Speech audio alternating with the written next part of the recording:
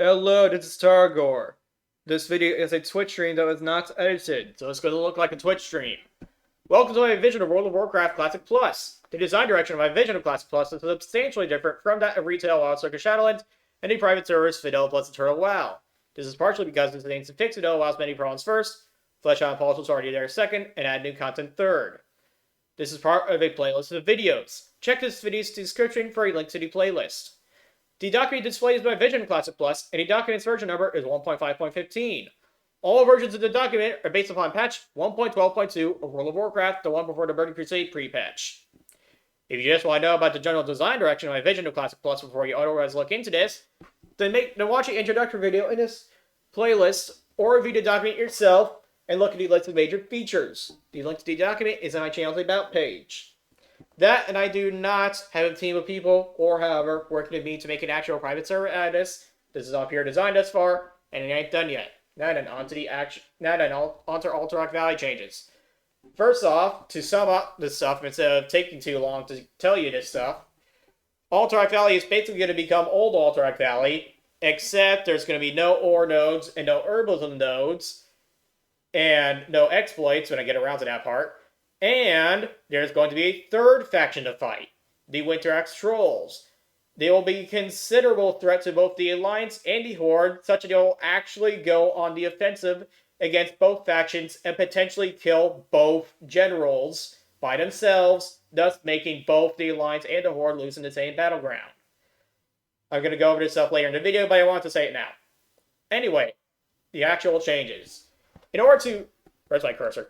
In order to undo a retcon, a few Titanic relics may be found in Alterac Valley, but they do not do anything but modify the terrain by virtue of taking up space. Some of the quest text surrounding Alterac Valley will probably be changed to reflect the fact that there are Titanic relics in Alterac Valley, relics of the Titans that is, which the Frostwolf clan had not known about until he found out why the Stormpack Dwarves were digging around in Alterac Valley, which is the thematic justification for the battleground's existence in the first place. As mentioned in the previous video, the video on section number 5.0.3, General Battleground Changes, Alterac Valley will be split into a 50 to 54 bracket, a 55 to 59 bracket, and a 60 bracket, while experience locked characters will only get a level 50 to 59 bracket. So 50 to 54, 55 to 59, and 60 for non-twinks. Alterac Valley Marks of Honor shall be awarded as such based upon how the objectives your team did or did not do would, or does, affect how much rating you would get if it was a rated battleground. If you score a win that gives you 120% of normal ranking points, you get 12 marks. Oh, by the way, see section number 5.1, see section number 5.1, new PvP ranking system for information about rated battlegrounds. Anyway, if you score a win that gives you 120% of normal ranking points, you get 12 marks. If you score a win for 110 to 119.9 repeating percent of ranking points, normal ranking points, you get 11 marks. If you score a win for 100 to 109.9 repeating percent of normal ranking points, you get 10 marks. If you get a 90 to 99.9 repeating percent ranking point win, you get 9 marks. 80 to 89.9 repeating percent ranking point win, 8 marks. 70 to 79.9 repeating percent ranking point win, 7 marks. 60 to 69.9 repeating percent ranking point win, 6 marks. 50 to 59.9 repeating ranking point win, 5 marks. Less than 50% ranking point win, 4 marks. 50% ranking point loss, 4 marks. 40 to 49.9 repeating percent ranking point loss, 3 marks. By the way, I very recently changed this part. As of the last attempt to record this, I still have to make sure that 50% ranking point losses are possible before I keep this part in. Anyway, 20 to 39.9 repeating percent ranking point losses, 2 marks. 5 to 19.9 repeating percent ranking point losses, 1 mark. 0 to 4.9 repeating percent ranking point losses give you no marks at all. No marks of honor from that. The blue items offered by the quest to kill the enemy general and by the quest to kill the Blood Ranger both will no longer be offered to players. Having Icebar Spear and Bloodseeker available at level 50 would make leveling be much easier than it needs to be at those levels.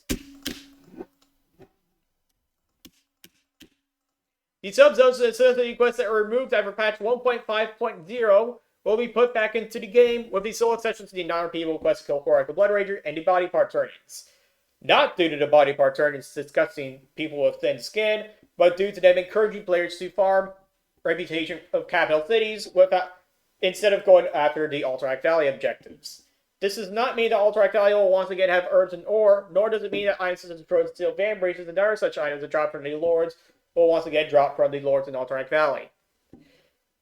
The only win condition for the Alliance will be to kill both Korak the Blood Rager and Drekthar. The only win condition for the Horde will be to kill Korak the Blood Rager and Vandar both.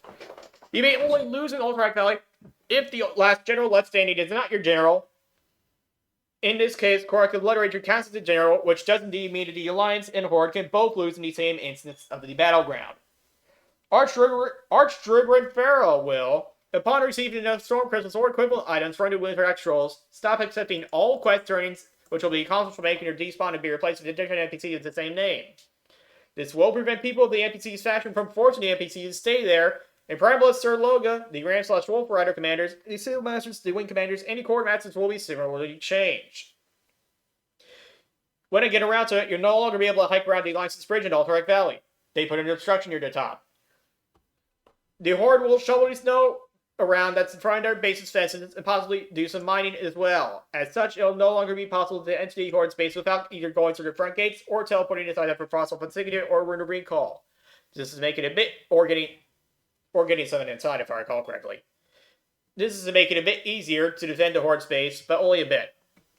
Other terrain exploits such as the Bunker exploit and the Dembaldar backdoor exploit will be fixed as well when I get around to it. All war masters will be linked to each other and their respective generals, and will no longer be able to be pulled individually. Furthermore, all war masters and their respective generals will immediately evade upon leaving their room, even if into the sort of hallways leading to their room, and all allied towers, while not destroyed, will grant all war masters of that faction and their general of their faction and their general attacking undispellable wealth that increases their movement speed and damage dealt by 50%, and their maximum health by 100%. Drekthar and Vandar, when I get around to deciding what their stats will be, are intended to be impossible to kill 3 or more of their towers being left standing, while they are intended to be possible to kill 2 of their towers be left standing, provided 39 people with little to no lag and full buffs and consumables are fighting them, and no enemy players interfere. Their health and damage will reflect these intentions, and Korak the Blood Rager will be about as powerful as they are without towers. Drekthar, Vandar, and Korak the Blood Rager will gain an ability that is comparable to Shield Wall, which they'll use at 2/3 hit points and at 1/3 hit points, lasting for 15 seconds per use. All elite NPCs in Alterac Valley other than Wintrax Trolls that are not named Korak the Blood Rager or Resurrect will be immune to all forms of crowd control, including even disarms, interrupt, and movement impairing effects. Ivan's Forest Lord will be summoned in a more defensible part of the Field of Strife than in Vanilla. If I recall correctly, he is summoned in a particularly indefensible part of the Field of Strife anyway.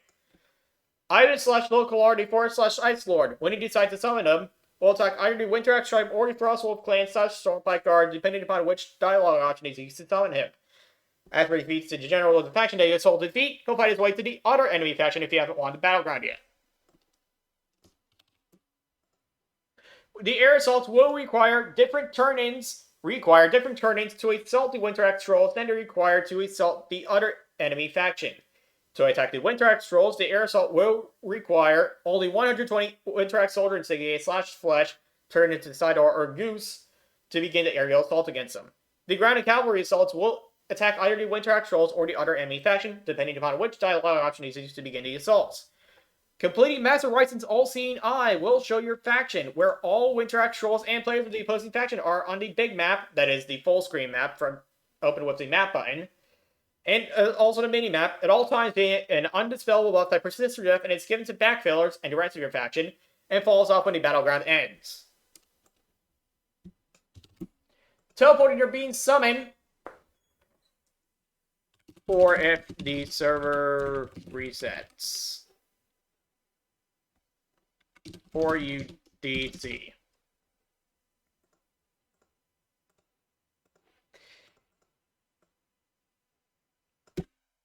Remember to make the Ryson's all-seeing eye buff fall off if the server resets or you DC. Teleporting or being summoned to while hold. Teleporting or being summoned while holding Master Ryson's all-seeing eye will cause you to drop it where you teleported from or took the summon from. Getting the Stormpike / Frostwolf banner from the respective rank 1 insignia cable gives the relevant faction a plus 2% damage and healing buff that persists through death until the end of the battleground. Said buff will also be given to backfillers if they join after the buff is given out. You can get this banner whether or not you're on the quest to do it, and you can get the banner once per player per battleground, but only the first turn in the battleground for your faction will grant your faction the buff. Armor scraps will drop in half the amount that they did before on average, and the amount of armor scraps required to upgrade your soldiers will be halved. I'll get to why that is later in this video.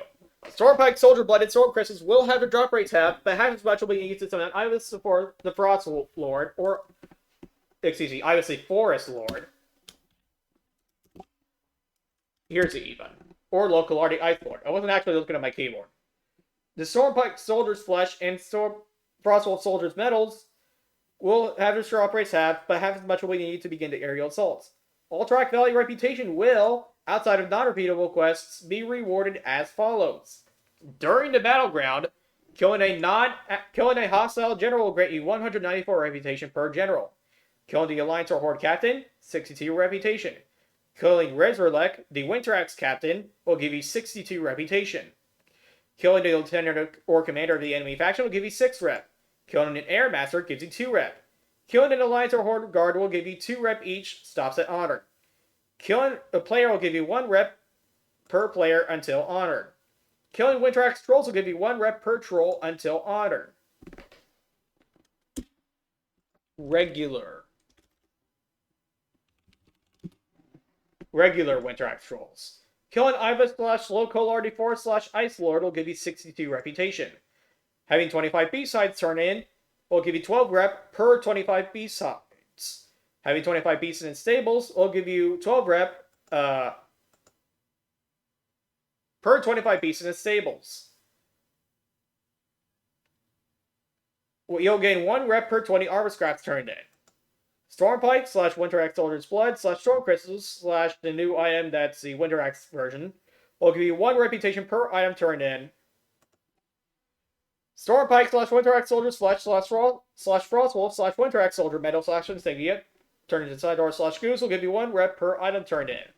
Stormpike Lieutenant / Frostwolf Lieutenant's Metal turned into Viper or / Jedstor will give you 2 rep per item turned in. And Stormpike Commander's Flesh / Frostwolf Commander's Metal turned into Ickman / Wolverick will give you 3 rep per turn in. At the end of the battleground, if the enemy general is dead, you'll gain 18 reputation per slain general. Enemy general, of course. If your allied captain is kept alive, you'll get 62 rep. For each enemy bunker and tower destroyed, you'll gain 12 rep. For each enemy lieutenant and commander slain, you'll get 6 rep. For each bunker and tower that you control, that your faction controls, you get 6 rep. For each graveyard that your faction controls, you'll get 6 rep. And unlike vanilla, for each mine you control, you'll gain 48 rep. If I recall, that's unlike vanilla. Anyway, the Winter Axe trolls will attack the Alliance's and Horde's territories if left unchecked. They'll employ one of 3 strategies chosen at random at the beginning of each battleground. Strategy 1. Constantly attack the Alliance and Horde at the same time, ignoring all objectives other than capturing graveyards along the way. Strategy 2. Get both mines and turtle until you reach plus 150 supplies, and then switch to strategy 3. Strategy 3. Go for all of the objectives. Ooh. I just remembered. Check capturing graveyards and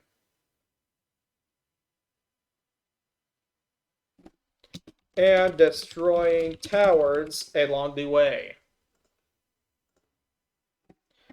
Remember to make strategy number 1 for the Winter Axe trolls and AV include destroying the towers.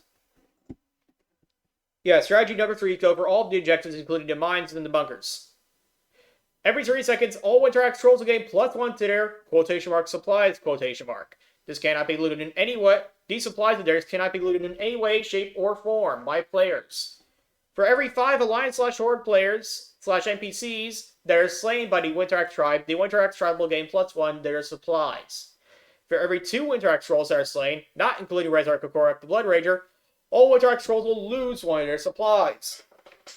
Each mine, when controlled by the Winterax trolls, will, every 30 seconds, grant all Winterax trolls +1 to their supplies. The Winterax tribe can have a maximum of 150 supplies and a minimum of 0 supplies. Resurrect, hero of the Winterax trolls, will periodically grant the Winterax trolls a +20% health buff, including himself and Korak the Blood Rager. Upon reaching 50 supplies, all Winterax trolls in that battleground permanently will gain 100 stamina, 800 attack power, 200 spell damage, and +300 healing, minus 16% in 50 to 54 Alternate Valley, minus 8% in 55 to 59 Alternate Valley. In Korak the Blood Rager will cast General's Warcry, 10% on all Winterax trolls. The permanent buffs are also applied to newly respawned Winterax trolls, but do not apply to Resurrect or Korak the Blood Rager. Upon reaching 100 supplies, all Winterax trolls in that battleground will permanently gain another +100 stamina, another 800 attack power, another 200 spell damage, another 300 healing, of the same penalties in the lower brackets, and Korak the Blood Ranger will cast General's Warcry 20% on all Winterax trolls. The permanent buffs are also applied to newly respawned Winterax trolls, but they do not apply to Resurrect or Korak the Blood Ranger. And finally, upon reaching 150 supplies, this stuff emulates to becoming champion trolls, like to become veteran, they become seasoned, then veteran, then champions. Anyway, just like the Alliance and Horde NPCs. So anyway, upon reaching 150 supplies, all Winterax trolls in that battleground will permanently gain another 100 stamina, another 800 attack power, another 200 spell damage, and another 300 healing with the same penalties in the lower brackets. And Korak the Blood Ranger will cast General's Warcry 30% on all Winterax trolls. The permanent buffs are also applied to newly respawned Winterax trolls, but do not apply to Resurrect or Korak the Blood Ranger. Do note that I went over in a different video sweeping NPC changes, section number 4.0.3, if I remember right. Do recall that attack power will be applied to non-player characters in the same way that it is applied to player characters. So they gain half of a damage per second per attack power, period, no questions asked. Spell damage and healing work the same way for them, by the way, for the trolls. And stamina still gives them 10 hit points per stamina. Resurrect, the hero of the Winterax tribe, and Korak the Blood Ranger will be found deep within different parts of Winterax Cave. Winterax trolls will drop armor scraps, Winterax Soldier Blood, Horde only, which can be used to help summon local Arty Ice Lord, and Storm Crystals, Alliance only, which can be used to help summon Ivus the Forest Lord, as well as Winterax Soldier Instigate, Alliance only, which are used for airstrike turnings, and Winterax Soldier Flesh, Horde only, which are used for the airstrike turnings. If your general dies, but Korak the Blood Ranger is not dead, then your faction will lose the 2% extra from the rank and insignia quest, if applicable, and receive a debuff called Demoralize, which decreases all damage dealt and healing done by 30%. This debuff will last for the rest of the battleground, persists through death, and is given to backfillers if they join afterwards. Do note that there will be more penalties in the Classic Plus for deserting than before. I already went over some of them, if I recall correctly, and I'll be going over and their penalties are way to hell worse if you're doing a raided battleground. If Korak the Blood Ranger, also known as Korak the Ever-Living, is slain, but our general is yet to be slain, then the Winterax trolls will be afflicted by the Demoralize until you resurrect Korak the Blood Ranger an hour later. If your general is dead and 2 generals are still alive at that point, and then your faction kills another general, then you'll still lose the game, but your reputation gains will be reduced by 25% instead of being halved. Winterax trolls will typically be as powerful as level 65-man dungeon mobs were in patch 1.12.2 outside of Dire Maul. All Winterax trolls other than Korak the Blood Ranger and Resurrect will reset their aggro tables, which does not involve leaving combat, every 5 to 10 seconds at random, and they'll be vulnerable to all forms of crowd control that affects players, but they'll be immune to time. You know, I just remembered something.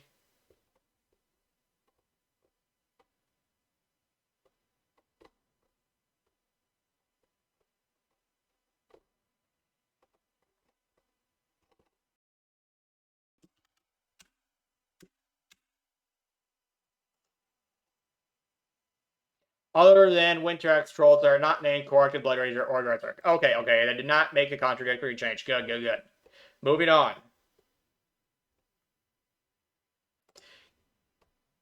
Yes. So Winter X trolls will be Mitaton. Most Winter X trolls will have various crowd controlling abilities. And some of it will spend most of their time healing other Winter X trolls, should any be within range nearby and be below half their max hit points. All non-player characters in Alterac Valley will be level 52 to 57 into the 50 to 54 bracket, level 57 to 62 into 55 to 59 bracket, and level 58 to 63 to 60 bracket. And in the level 60 bracket, NPCs will be significantly stronger than the NPCs in the 50 to 59 bracket, despite the difference of one character level. NPCs in Alterac Valley will, of 1 to 5 character levels. NPCs in Alterac Valley will award that. NPCs in Alterac Valley will award 1/10 as much experience as regularly to non-elite mobs at their level. Less people pay for Alterac Valley for the wrong reason. That is, leveling up. The water, when fishing, will exclusively drop standard elbow level 15 to 35 fish who do not grant well-fed when eating after cooking them, in order to encourage people to actually do the objectives in Alterac Valley. Polished armor will end early if you leave Alterac Valley, lets people unintentionally be able to use an raise, which would mean that I would have to classify as a Type A world buff and nerf it. Zin Fizzlex will supply the iron, mithril, and thorium 40 player for Zin Fizzlex's portable shredder because he is grateful for being saved from the Winter X trolls, but he will not supply the Sea Saw because it doesn't have one, and his portable shredder will disappear into thin air, whether you use it or not, if you leave Alterac Valley. A change that I'm not really so sure about. The Alliance starting cable will be moved further south to be close to and a bit north of the Icewing Bunker choke points. Another such change, the existing way out of Stonehearth Graveyard will be fully encompassed by a ramp in such a manner that you cannot enter the graveyard from the side, but can exit it from the side. Slope. A slope. Not a ramp, a slope. Well, actually both, but the slope is a more apt way to describe it. Anyway. Another very questionable change. A new way out of Stonehearth Graveyard will be carved out of the mountain adjacent to it, leading upwards and north towards the Alliance's base, allowing cliff adjacent to it. Leading upwards and north towards the Alliance's base, allowing the faction that holds the Stonehearth Graveyard to respawn on either side of the Icewing Bunker choke point. The zone's nearby geometry might be changed to prevent people from slowfall jumping to the flag without going all the way around like they're supposed to. And lastly, the first time anybody in Alterac Valley finishes casting and channeling a hymn, ritual, rite, or boon, excluding ritual of summoning and ritual of doom, all remaining generals will yell something, granting them and all of their non-player characters, including those who have yet to spawn, that grants 480 attack power, 150 spell damage, and plus 260 healing or the rest of the battleground. Let's Alterac Valleys either not be strong enough for flask users, or be too weak for flask users. These buffs will prevent flasks from being applied to players. The affected players. Remember to make the anti-flask cheese buffs for AV prevent flasks from being applied to the affected players. Now, what are hints, rituals, rites, restore default zoom? I'm going to go over that right now. Basically, all flasks will... Basically, you can still only have one flask at a time, and all flasks will require certain very powerful spells in order to allow you, before you may be allowed to benefit from it in the first place. For example, in order to use a flask of lightning reflex, you must first have a paladin cast the boon of lightning reflexes, or a shaman cast the rite of lightning reflexes. This spell will create an alt. The paladin one will create an altar in front of you that stands for 5 minutes. If you and 39 other level 60 players in your group all click on the altar, you'll begin to boon of lightning reflexes. After 3 consecutive seconds of participation from all 40 people, the altar will glow. This causes all in your group to touch the altar afterwards to be able to benefit from a flask of lightning reflexes for 2 hours, the enabling of which persists through death and cannot be dispelled. This spell overrides similar effects and will end early if anyone leaves your group. Similar effects in this case means all other flask enabling spells. The 30 seconds of participation counts as channeling and can be interrupted, so make sure there ain't any enemies around you cast this. This and similar spells will cause players to only use flasks in 40-man raids, World PvP, and Alterac Valley pre-mades, and this will wear off early if you leave a battleground. The shaman version of this spell, as well as every other flask enabling spell in this game, works exactly the same way, except it applies to different flasks. Or it's a shaman version. Alright, and that's all I got for the new and expanded Alterac Valley. Well, old and expanded, actually. Thanks for watching.